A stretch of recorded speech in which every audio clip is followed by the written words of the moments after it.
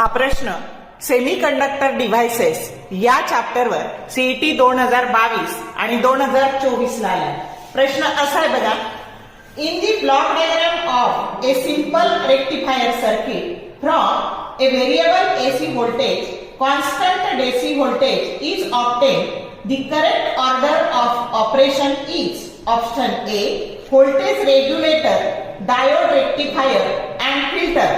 Option B diode rectifier, voltage regulator and filter. Option C diode rectifier, filter and voltage regulator. And option D filter, voltage regulator and diode rectifier. आता बघा बरं ही figure बघा,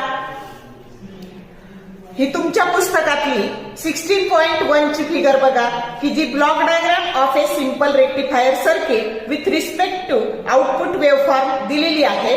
sequence बघा त्याच्यात की पहिले कोण आहे, डायोड रेक्टिफायर आहे, मग कोण आहे, फिल्टर आहे, मग कोण आहे, व्होल्टेज रेग्युलेटर आहे. आणि हा सिक्वेन्स कोणत्या ऑप्शन मध्ये आहे, तर सी ऑप्शन मध्ये आहे.